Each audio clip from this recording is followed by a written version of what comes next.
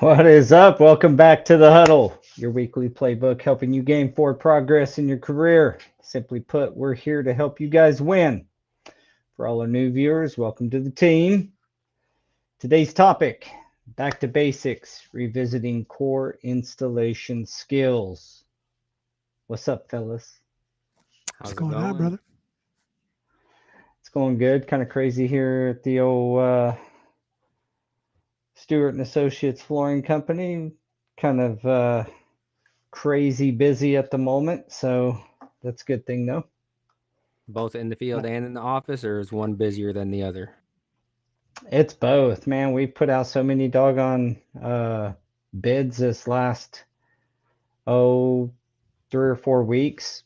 Um, it's been pretty crazy in the office, and then out in the field, I guess honestly, it's not too bad, but um, it's also kind of a symptom of our of our crews kind of doing well, and our jobs, our managers are doing a good job. So I think we ran a medium kind of payout last week, close to 50K to subs, and then our standard installers. So it's about medium busy from those numbers. Our in-house guys are, employees. So, but we get up closer to 100K a week in subs. That's when we know we're busy, and then that's the And that's where you're about at right now.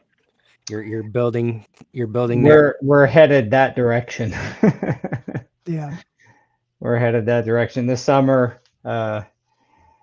Um, this summer we'll probably get in the upper echelon of that. I think, I don't know, the largest we've ever paid out is about 270 in a week to subs.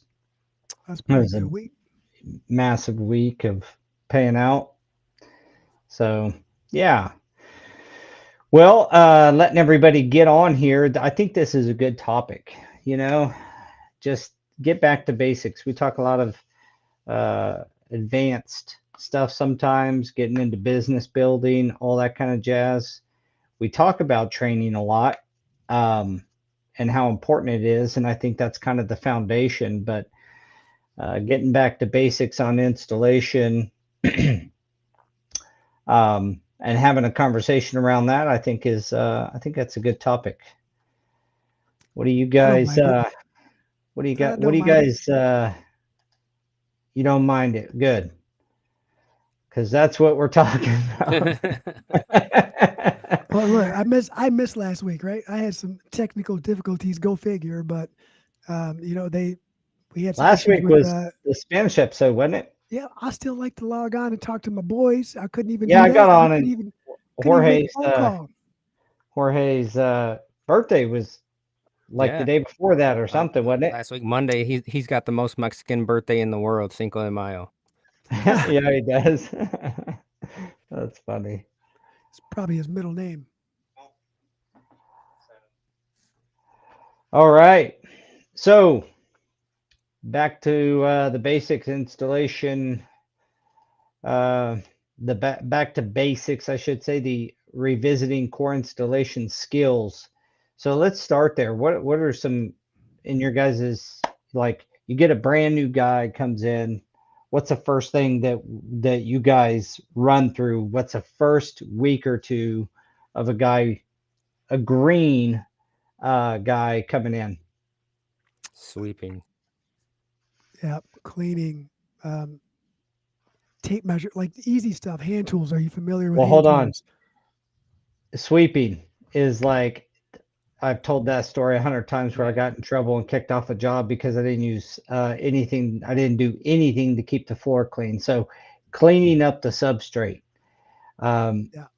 that seems like just the most basic, simple thing, but I think it's something that we can overlook sometimes. I've got a job right now, found a couple dimples under my LVT, and I'm like, Mm, what's going on? What's up with that? And then luckily it's a 3 foot by 3 foot, so it's only one piece that's got to come out and get replaced. But those are just the little things that these basics can make or break your job. That's the bottom line. A lot of times we get so wrapped up in the more advanced stuff that if we're not watching the guys that are doing the beginner things or inspecting their work, or making sure that the PM or the lead guy on the job is inspecting the work, um, you know, you can end up with a couple dimples under your LVT. It doesn't Yeah, that happens. teenager's back or nothing, but I mean, it's just That sounds disgusting, but I that appreciate is the visual. disgusting. Pimples, we call them pimples Yeah, under the thing. So, but yeah, I just that basic very first step. I think that you're right. You have the tendency to overlook the stuff that is a no brainer to you if you've been in it for a while. You forget that clean to you is different than clean to someone else. And typically, people don't get really meticulous on how well they're cleaning the substrate until they're the one installing and finding the things that they don't like. Like, oh, nobody scraped Yeah. this wall right And then here. you understand why everyone was getting angry at you for not being able to. Why'd you miss this wall, man? It's only one wall, and then you until you're the one that's patching, and you're like, gotta. Dude, the worst is behind the door. Yeah, that's a actually any of it, especially leaving sheetrock mud down, like sanding the floor and then not making sure you get all the sheetrock mud and you're spreading for sheet vinyl or VC any vinyl, and you're like, what in the world? Scraping it up, and once you're gluing, that's not a good time to find that stuff. Like that's the worst time to find it. That's when your glue But trowel becomes a scraper. yeah, and then you get the little boogers on the back, and that's just from a dusty floor. Like the glue's not going to do that Yep. normally. Uh, it's from a dusty floor and a small trowel size. That's going to happen if you have a dusty, even just a little bit of dust. That's why we don't like to let you either need to have full HVAC on, like that's why I hate doing temporary heat and air. They'll get it to the condition, but there's no air movement in the area, and you sweep something, even if you vacuum, you're causing dust to go in the air, and then it just kind of settles back down. That's why I hate the temporary situations. And they're checking the box on the specs that the manufacturers are like between this degree and that degree, and they're like, we're keeping it between that with temporary AC units or temporary heating units, but it's not moving the air the way that a regular system does. It's just forcing that hot air out, and it's like there's no return, right? So that Yep, air is just no, getting no that return. same air is just getting blown Yep. around Heated. over and over again. It's heating all the air, but it's not doing nothing to move it through a filtration system. I'm probably ticking off the HVAC guys. They're probably like, that's why we don't turn them on, is because you flooring Yeah. guys That get is why dust they in our don't. filters. Yep. Well, that's why you should figure construction filters, one replacement, final filters. But I know you're bidding a job. If you're an HVAC guy out there, don't get too mad at me.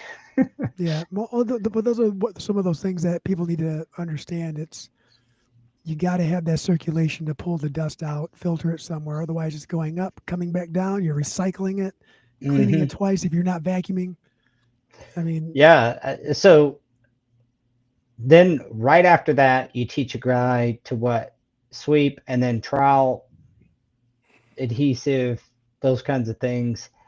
Even that cause little bumps and, dimples if you don't know how to trowel correctly. What's he say? especially in That's when Rezona. you throw a broom to your apprentice. They'll figure it Yeah. out. And remember, it's called a push broom, not a pull broom. John, that sounds like exactly what happened to me. I'm going to go ahead and tell the story. I was doing my very first day installing, well, helper. I didn't install squat. These dudes, and there's a little bit of hazing that goes on. At least there was in my company where they're sending you out for the tile stretcher, that kind of crap, trying to, because you have no idea. So they're doing this stuff to mess with you. Well, they give me a broom and say, go sweep the sanctuary in this church. And I just go in and I mean, there's dust everywhere. Just got sanded. I'm in there just pushing the broom. No one showed me how to use the broom. how to keep the dust down with it, nothing. Just broom it away. It's got all these big wooden like uh, arches and all this stuff up there. And I had that room so dusty. I went and asked for a dust mask. Well, the superintendent comes in there and just reams me, throws me off the job because What? I had gotten dust all up on their all that stuff, and they didn't, they're not going to clean it. It's like 30 feet in the air or something, and I'm just going to town with this broom. Dude, dust was everywhere. I had more dust boogers than well, let me say I learned how to um, I learned the value of a dust mask when you're sweeping after that. So anyway, you might want to show your helper or your apprentice how to broom properly to keep the dust down. Do you guys use floor sweep? Yes and no. Never answer. use. These are basic things, right? Never use the oil base, typically Yep, no oil red. base. You can use the wax base, typically green, but you cannot let any of them sit in a pile on your floor, even the wax based, especially if it's Correct. kind of warmer in the facility and that wax starts melting into the kind of oozing into the substrate. I've seen adhesive failures with both. So, Well, you don't want yeah, it. You don't want John, the saturated. tell us your story, That's John. See if you got thrown off a job site and you the first day of your job. I thought I was gonna get fired. I thought that was it, dude. And they're dude. just over there laughing their asses off at me. We've had some pretty bad. I will tell you a story. So when I did first start, I didn't know anything about sweeping compound, right? But I've already been going through this hazing process, right? Like everything, you're new, so everything you do, and then all of a sudden you're like, ha, you're getting laughed at. And they were like, hey, dude, go get the sweeping compound so we don't kick up dust. I'm like, what's sweeping compound? They're like, you throw it on the ground and it is to keep the dust down. I said, so you want me to throw more stuff on the floor to sweep up? Stop messing. And at that point, I was like, stop messing with me. You were So I trying just not started to get hazed. yeah, I just started sweeping. Next thing you know, man, there's dust rolling out. Like, it rolls backwards off the broom. You throw it up, the bristles throw it up. I was like, dude, I told you to get the sweeping compound. And then I was getting yelled at. I was like, oh, that's a real thing? And yep, sure enough, right on the box, sweeping compound. I'm like, I didn't believe you guys. I did not believe you guys. Well, So I wish I would have found a bag of sweeping compound back then. Better way to do it, just vacuum with a HEPA vac and that do it. is, That's the right way to do it. But back in the broadloom days when you were sweeping for broadloom floors, you didn't. There was. You didn't even have to sweep. You just start spreading glue. Remember? You sweep and you glue. I worked You for a just company that yelled at you for sweeping. I wasn't there very long. well, That's you couldn't also find this. You couldn't find the sweeping compound. back in the day when I first started. When we ripped out broadloom and put new broadloom down, we didn't do anything with the adhesive at all. That old adhesive just stayed down, and we just went right over it.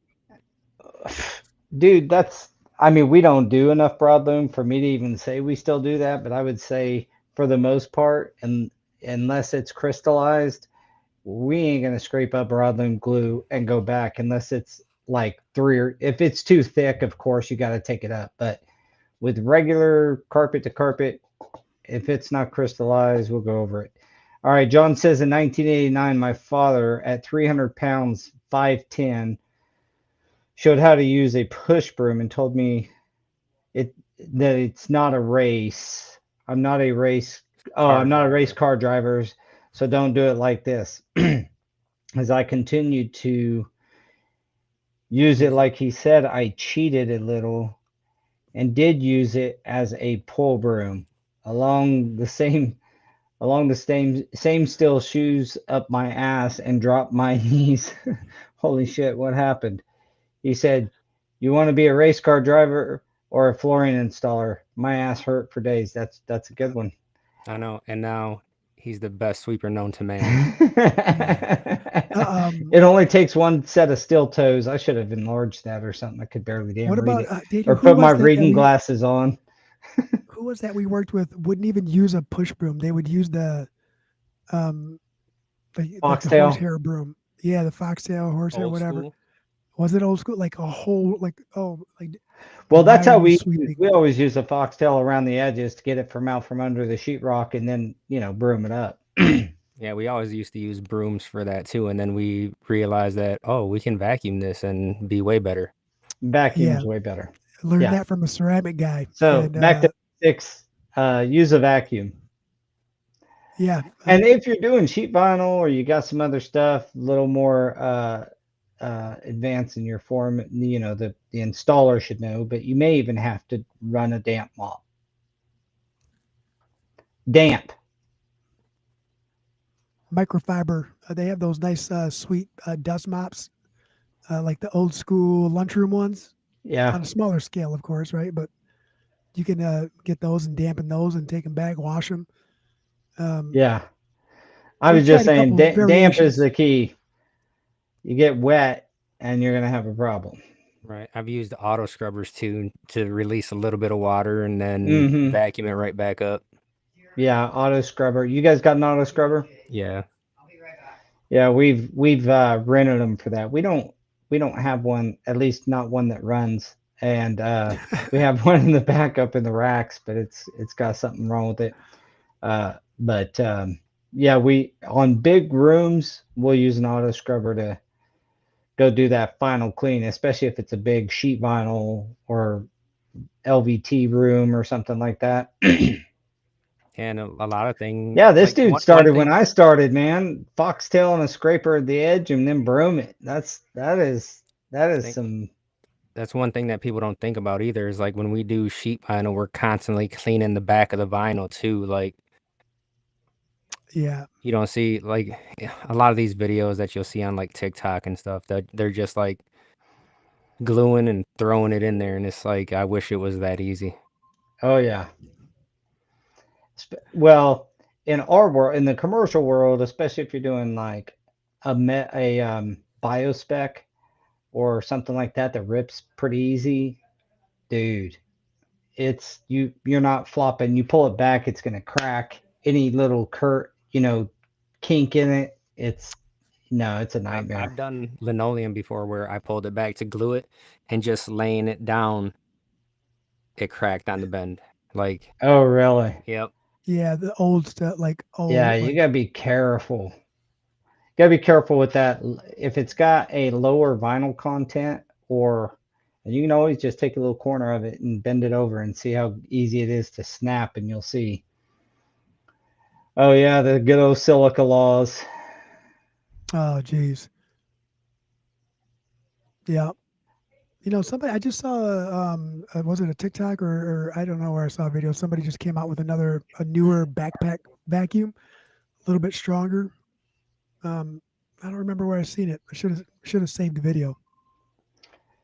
Yeah, so back to basics to me is like these are the beginning things, and I'm not sure that it gets, there's not a lot of teaching on that. That's like learning out in the field. There's not like you don't you'll skim over a lot of the trainings I've been to, skims over like, okay, clean the floor and then do this. But the cleaning the floor part is ultra important, as well as cleaning out your saw joints and construction joints and properly addressing those. Um, so,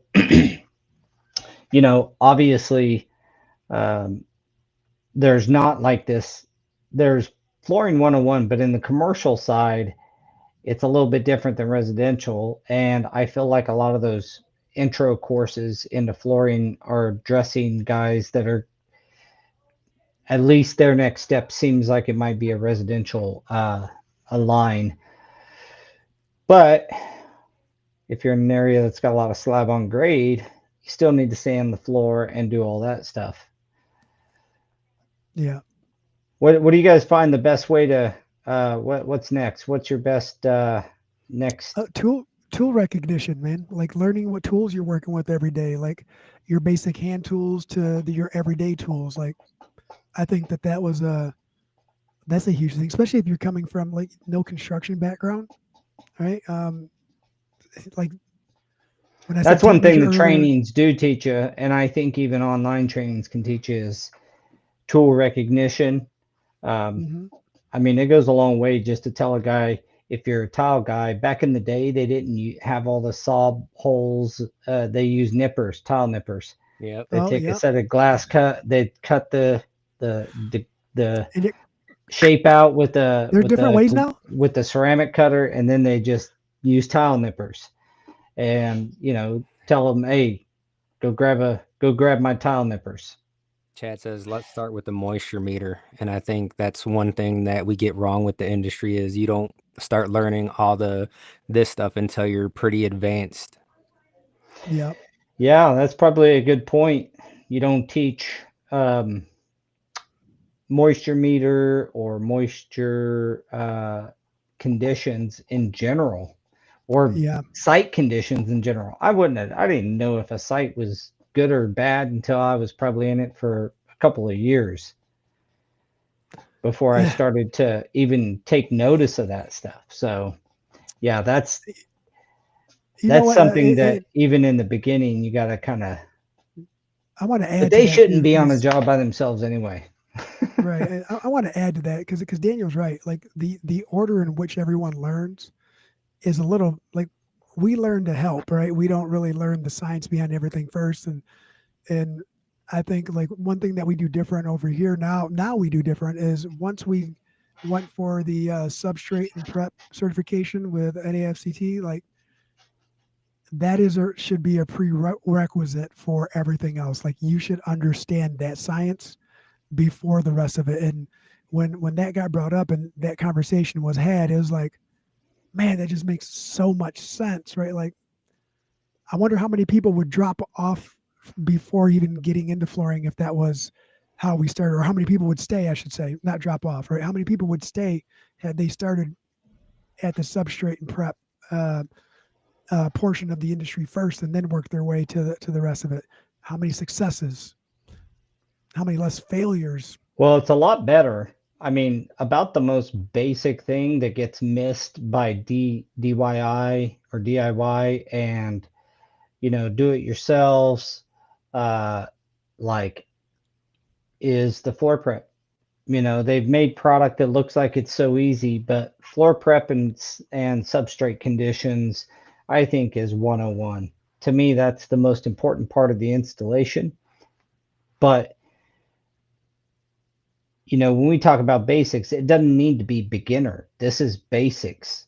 And when we're Mm-hmm. talking about basics, floor prep to me is the number one. And that starts with getting a clean substrate. I think, Chad had a good point.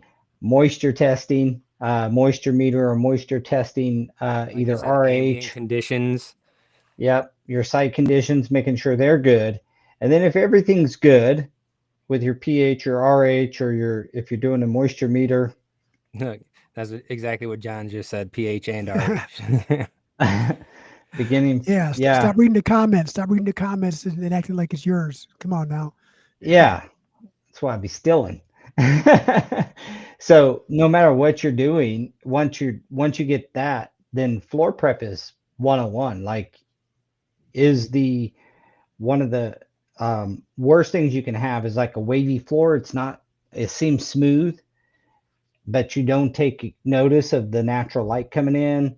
And that Uh, if you're advanced, or at least you think about these things, that those waves are going to show through. I had a job that I just came back from this morning. Months ago, I walked it and it was a new concrete floor, but it had waves and it had all this natural light. I'm like, hey man, this is smooth enough for LVT.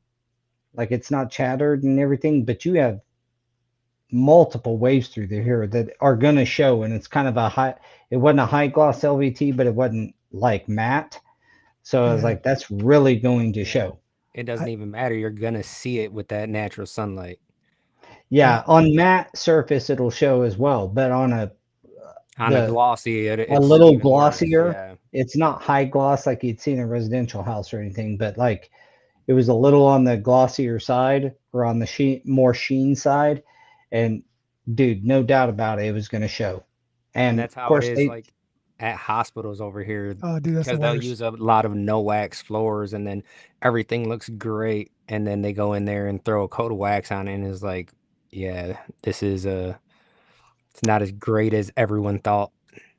Yeah, and even Mm-hmm. some of the older hospitals too, like one of the local ones, they have areas where they're over uh, the concrete is over docks plank or it's over sheet metal, and they span their columns where back when they built it, it was approved, right? They're further away, so you can see the rolling going down, right? And that's what we're gonna call it rolling, but you can see that, and it's like, dude, we're never gonna get rid of it unless you want to like report the whole thing. But then you're too heavy for the structure. You can't like, okay, I understand. So you gotta back to the basics. Got to prep your client. Yeah, that may be even past basics, but prepping the client, that's it seems like an ongoing thing. The why couldn't you self level it? Add too much weight? It, well, yeah. Then Or you have the weight, right? Like, say the valley is 3 inches difference on the lowest the lowest part of the belly versus the highest spot, um, and that's just going to add a lot. And I'm talking large, wide open corridors that are extend over 3 separate builds and additions, and on the third floor, fourth floor. Yeah, we've run into a lot of different scenarios like that.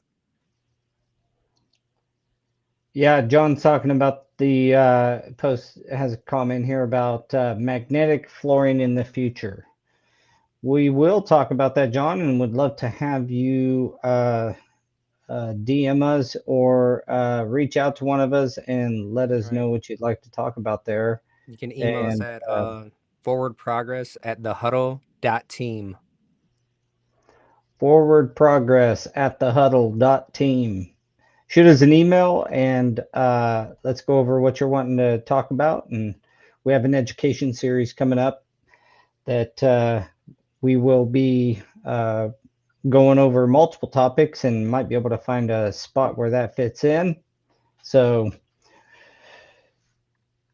yeah, that's a whole new rabbit hole because I remember when that stuff first came out.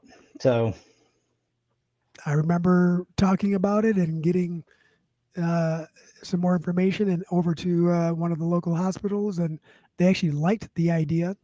But then it's I one of think those there's a things lot of where, concern with magnetics Yeah. in yeah, hospitals. Just yeah, I know that what I was told is it's not strong enough to affect whatever equipment or whatever, but it's just, I don't know if you're going to convince a hospital, and maybe some people have, but I office would think space that's going to be a probably tough one. maybe away from patients, right? Until there's been around long enough, but office space or I don't. I think there's a couple applications there where it's not going to interfere.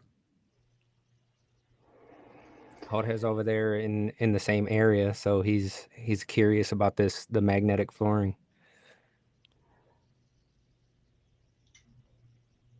John, Making you guys should connections here on the exchange huddle. exchange numbers. I thought I had a book here with it, but Well, I keeping might up have with given it away. back to the basics, another big thing to me and that we talk about all the time is just training. So if you find yourself as an installer, getting some experience with your uncle or your dad or your brother or something, don't throw away formal training. That to me is a basic fundamental requirement for an installer to become as good as they can become. This whole idea about you know the way that um, like apprenticeships are built or any really good education system is built around learn, apply, learn, apply, learn, apply. So like train, applicate, train, applicate, train, applicate, and before you know it you'll be as good as Daniel, Maybe even better. maybe even better. So, John, the email's scrolling at the bottom right here. It's a forward progress at thehuddle.team.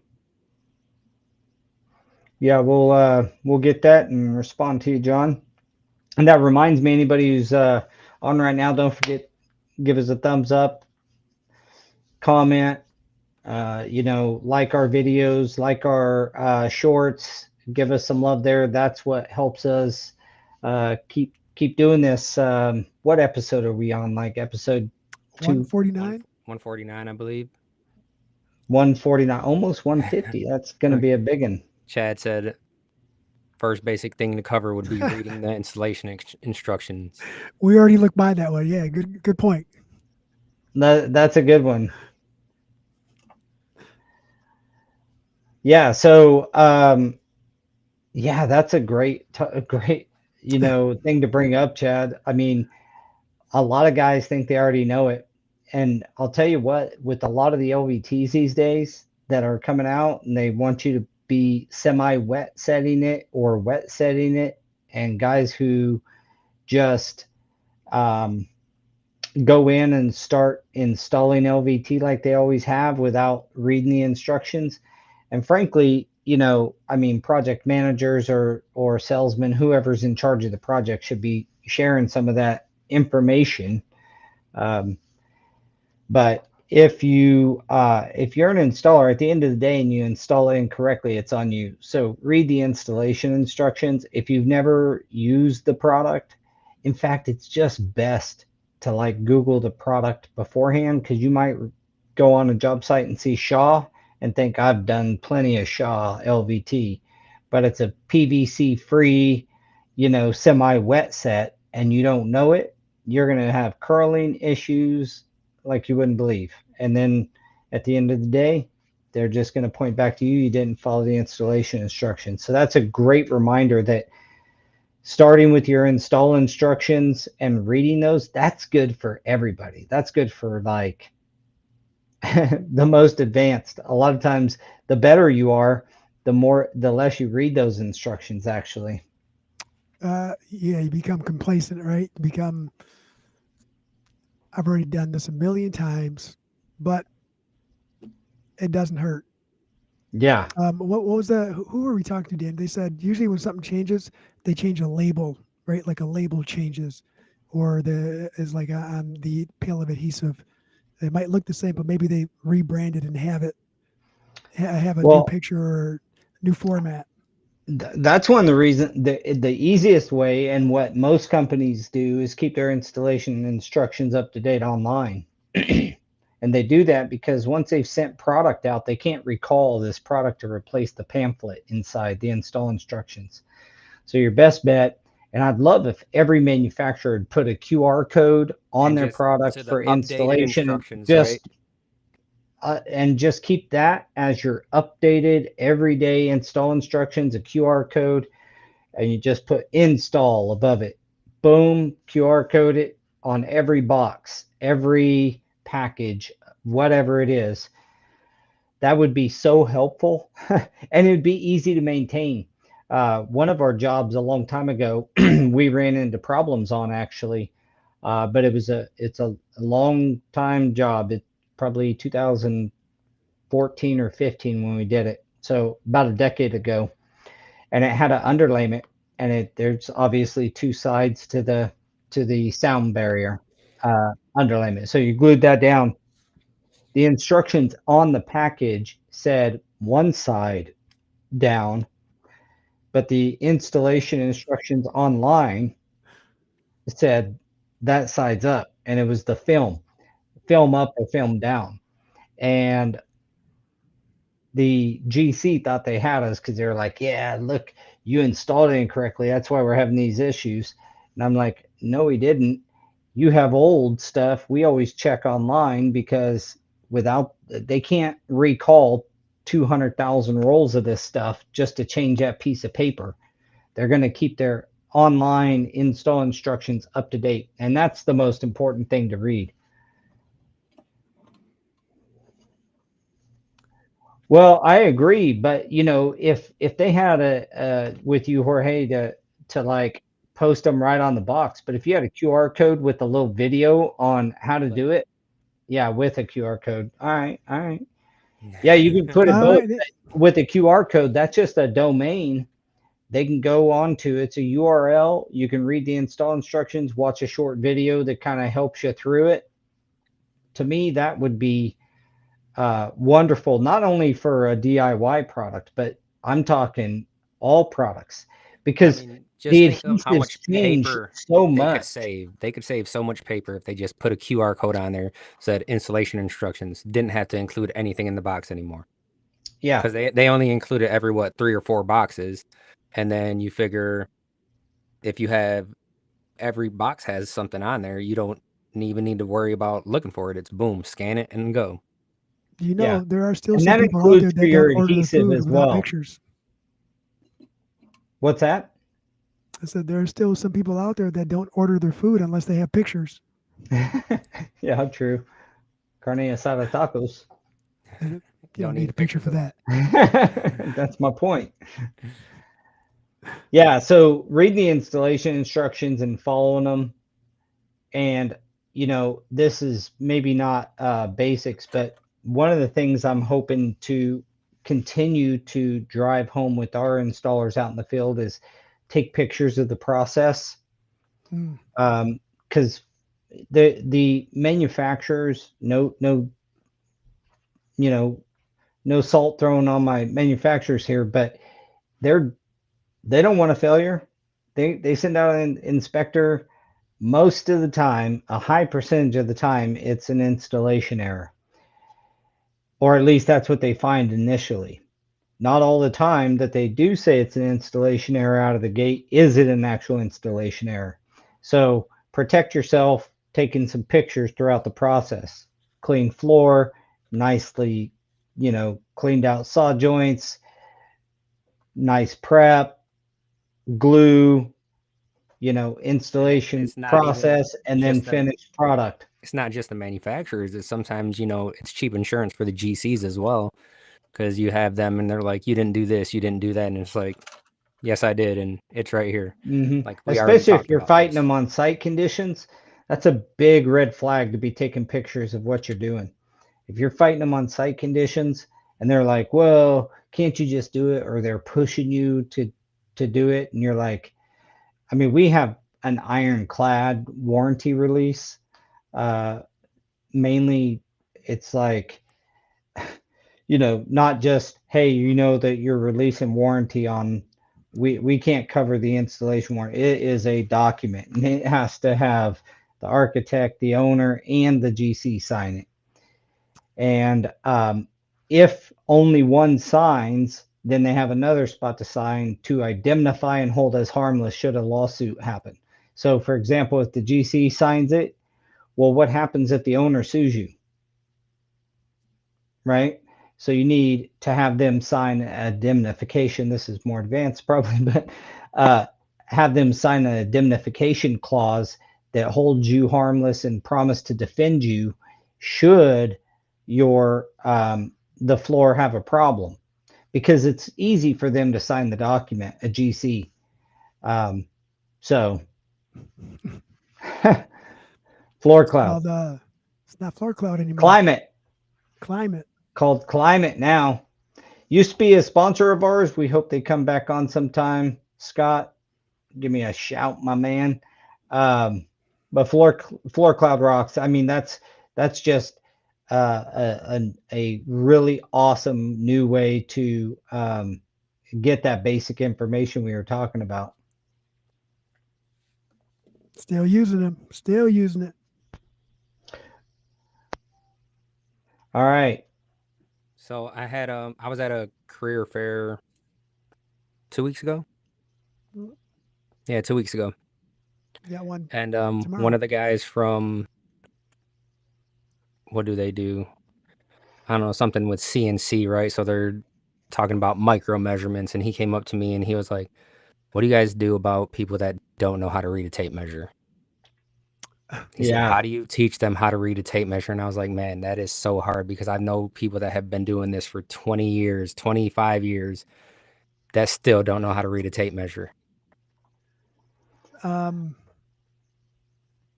You know what?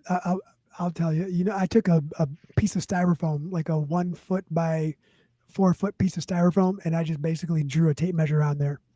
and I broke it so that way they visually can see it. Look, And I'm I, gonna go grab the thing that I put on the door out here. yeah, and then Daniel made something to put on the door as well. It's the reason they don't know how to read it is because for one, they haven't applied themselves to teach themselves. Two is people are still too proud to say it, but that is pretty basic, right? Like Yeah, dude. I I learned it mean, in if you school. if you don't know, if you the other thing about, newer, it's something you have to teach now. You kind of Yeah, came out back in the day out of shop class or out of this, you know, Votech or something at school that you learned how to read a tape measure. I mean, I built a whole light. Yeah. yeah. Um, Well, and that that's pretty I'm basic. Like that's actually bare bones. going to an elementary school tomorrow to do a career day. I think I should probably I think That's you a take a got a good couple of idea, those. companion Daniel. right there. Yeah, That's a good idea, dude. Yeah, that's pretty basic, but it's definitely something that I think has to be shown more today because people aren't coming out of, like I said, Votech or shop class or something where you use a tape measure, right? So a high school graduate may not understand it. And we didn't make our measuring systems like the best in America, you know. Yeah, there's a lot the of things that are like we we exclusive made to we our made country. it. Have you guys ever seen that Nate Bargatze's comedy on SNL where he's talking about all the stuff that he's acting like George Washington. He's on a boat Oh and yeah, shit, dude. and Yeah, he's like, the yes, food and thing. we'll The have food our thing. own food and we'll call it a hamburger. And he's like, made of ham, sir. And he's like, if it was only that easy. And he's like, but don't worry, man. Hot dogs will not be made of dogs. What will they be made of, sir? We don't Nobody know. knows. yeah. That one I watched that one like three or four times because Oh, yeah, it dude, was it's like so because it funny. was spot on and yeah, it How was pretty many hilarious. liters are in a gallon, sir? He said, nobody knows. Dude, that one was so popular they had to do it again basically right away. Yeah, that was a good one. But it Yeah, does show that we had, like, our systems of measures over here. We're pretty much the only one in the world. There may be a yeah, few others, but we have our own measuring, and that can be a little bit confusing. I mean, you just can keep chopping it down. Yours goes down to a 16th, but you can get into 30 seconds and 64ths and probably not much past that in construction. It's not that precise. We're not building a CNC machine or building a tool for an airplane or something. It has to be micrometered. But yeah. the, you get down into those sizes and you got to start thinking, especially if it's a really like net cut situation. But that's probably serves 95% of all the stuff that we deal with. You know what I mean? But that's why Broadloom guys don't even know how to read that thing. They just read to the nearest inch.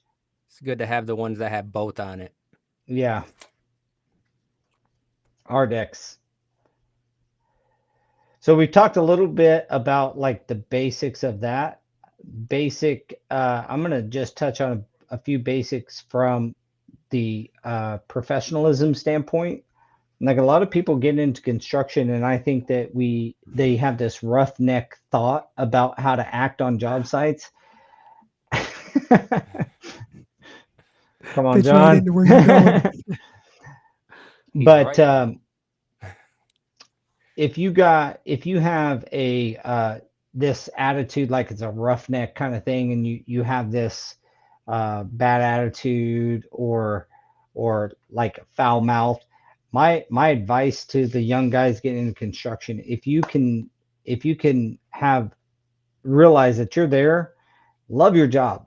If you don't love it, go do something else. I know that's um, probably not something we want to be staying in flooring because we need more guys. But at the same time, you want guys to represent your company well, but you also they each person needs to understand we're representing ourselves too, and we want to put the best foot forward, uh, because your reputation. My dad taught me, I was really proud of the Stewarts as I've grown up, still am, and just our history, but also, you know, that's your name. That's what you're stuck with the rest of your life, and you can't trade it out. You can't get rid of it. It's going to be your name, and so the reputation that's tied to that name is how you build your career.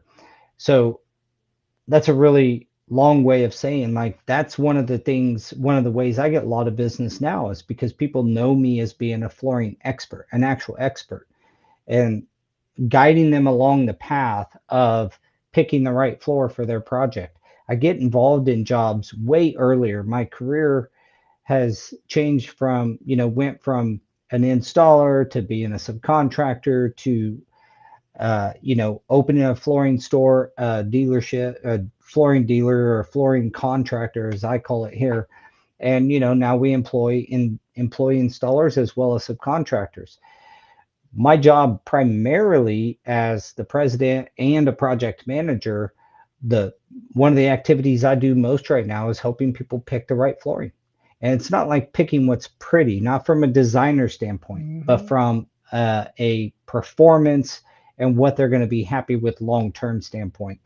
And that's why I also have designers that pick out pretty product and say, hey, is this going to be good for here, for this location? This is the scenario.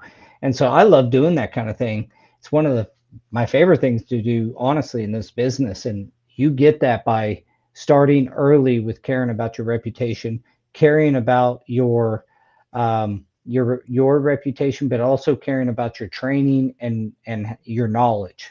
So Well, I think that goes back to like integrity, right? Like when you're, how do I put it without like trying to throw people under the bus here? When you're not selling a product, rather you're creating solutions. It's a different outlook, and that's I put my name behind a lot of things as well as you do, right? And that's what we try to do is we try to protect everyone's investment, right? yeah, we say It, selling an experience. I mean, right, effectively, there's plenty of guys that can sell the same stuff that's on these walls behind me. I mean, it's not like Pat Kraft or Shaw or any of these people, like, this is the only place that their books are. You know, we have to sell more than just that piece of floor. And that's yeah. an experience. That's taking them through getting the right product. That's having a great attitude. That's having installers that care about their job and enjoy what they do. And that whole experience that a client goes through when you are redoing their floors, especially on remodels, because we're very disruptive remodel, right? You can paint the walls by Very. just moving a little bit of this or that. You can't replace the floor without moving, you No, know. I guess you could need the do floor to like do the a floor. lift system for carpet tile, but if you're replacing floor, most of the time everybody's got to be out of there. The room's got to be clean. You got to move all the stuff out. Like furniture has to come out, refrigerators got to get unhooked at your house, stoves are moved. Like Stove, yep. it is just Mm. a very disruptive remodel. The better that you can make that experience for that person, the more likely they are to either recommend you to a friend or call you back when they're ready to do the next step. And we get a lot of repeat business by creating those solutions and those experiences, and not all of the experiences start out good. Not all of them end good, but when you're transparent and you do operate under integrity, you do get the phone calls back because they trust you now. There's a level of trust that was created through that. I Yeah. think when you go back to basics too, you gotta start off knowing that you don't know everything. Like you can be confident, but don't be cocky about it, right? And always call someone when I call the reps even when I know what I need to do, but I'm Yeah. like, I don't know if anything's changed. Like Jared will be like, yeah, you already know. Like do this. I said that's what I was thinking. I just had to make sure. Yes. Yeah, you already know. Why are you calling me? Well, first off, I just wanted Well, to talk to you for a minute. that should go a long way for people to understand that no matter how good you are from the process or your hand skills, it's that adhesive and application situation that you're always not so sure of. You know what I mean? The adhesives are what always scare me because they change so often, and they're number one. I went and looked at a job for a guy, hundreds and hundreds of thousands of square foot for this owner was done with thin spread under LVT. Mm. Bun a ton of apartment complexes. I just went and looked at it and I'm like, bro, they did not use a pressure sensitive adhesive. They used thin spread. Isn't it the And same thing? it's sticky when it dries, you know, it's different, right? And it is curling, it's got problems, and it's in multiple facilities in multiple locations across the United States. And no, the tracers that are in the adhesive, uh, another beginner story. The tracers are important, and I'm glad manufacturers use them. It saved my butt a time or two. One time in particular, I was doing a like a dean's office at the college. Super nice carpet tile, Milliken. Back in the day, Milliken had a white. Their adhesive was white, and it had glitter in it. And they had this really I expensive remember that. wallpaper. It was like a wall covering, like a fabric, and there was something on it, and it turned dark, and they said it was adhesive because it was sticky and that it was mine. And I was like, no, I didn't. First off, I didn't get glue 3 feet up the wall. Oh Secondly, yeah. I picked it off, and I was like, look at that, and had them spread it open and look at the chunks that were on the wall. And then I pulled back a piece of carpet tile and I'm like, look at that. That should have glitter if it's mine.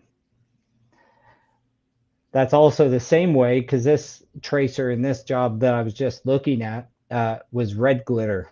And I'm not going to mention the manufacturer or anybody, but um, at the end of the day, it's a massive problem. It may be on the radar of somebody watching this. Actually, it's a big enough problem. Hundreds Yep. and hundreds and hundreds of thousands of square foot of LVT that looks like it was, at least the projects I looked at, was installed with thin spread. Man.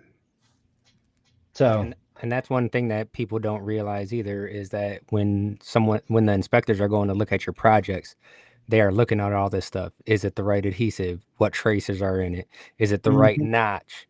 I mean, I've been on inspections where Oh they're like, yeah, "Do the you notch. mind it? Do you mind if I cut it open?" I'm like, "Cut it open. Let's go through this." And the pictures that they can get are crazy just with the smartphone and the little magnifiers that they have for the Yeah. Hmm. they Yeah, they'll they get down there. They'll look at trial collapse, ridge Yep. collapse for, Yep. in particular, in vinyls. Did it get collapsed enough, indicating whether you rolled it in time or enough? All this stuff matters.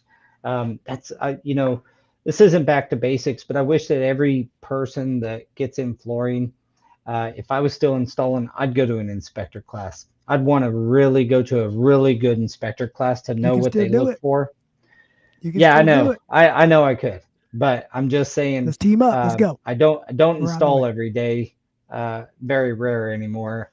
But I think that the more I think about it, the more I think it's important to try to get the guys to understand what they're looking for. Because if you understand how they look for it, and like, you're not going to get away with nothing. That's the thing.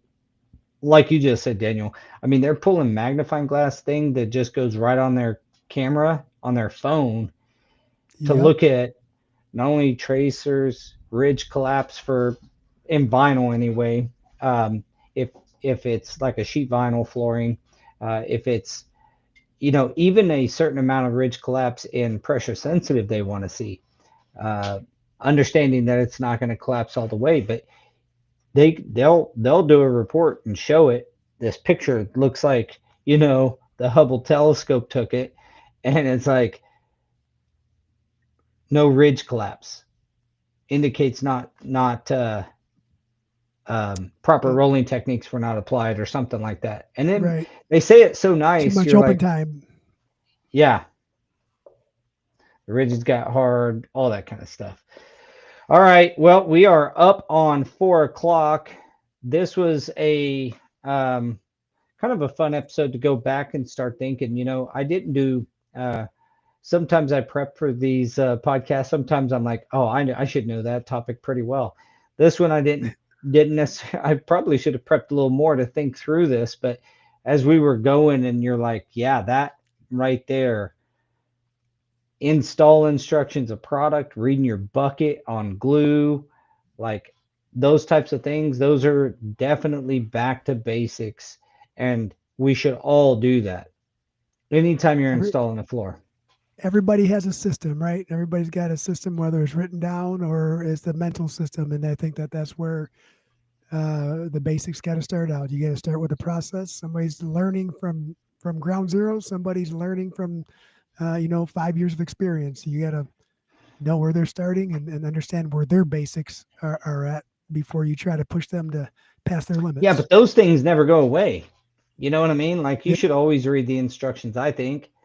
Like I uh, said, that there's so many should LVTs coming out now. I mean, I know you guys know about those PVC free LVTs that got to be wet set. You try to set that on a pressure sensitive, you're gonna have problems. We had a whole company wide huddle about it. You know, I went to a fuse contract, scared the shit out of me. I came back and did a huddle. Make sure that my whole company knew about it. So, System of a Down, good band. it is too. So before we take off here today, I do want to like if you don't know a lot of reps or anything and you're curious, um All Tile, CCS, Blakely, Walcrow, Cartwright, whatever it's called near you, they are having their annual sales this week. So if you are near one of their locations, definitely stop by. I'm gonna share this so that way everyone can see it too.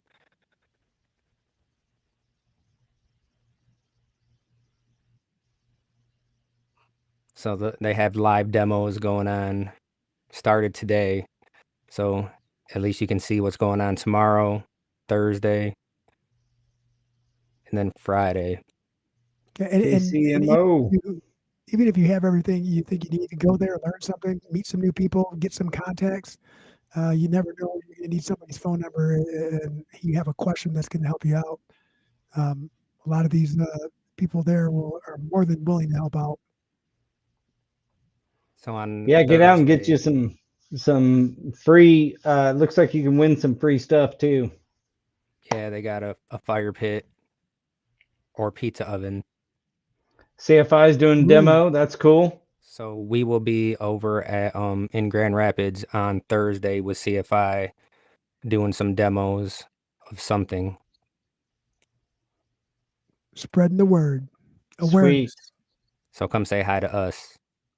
Yeah, go say hi and learn a little bit more about CFI too while you're there.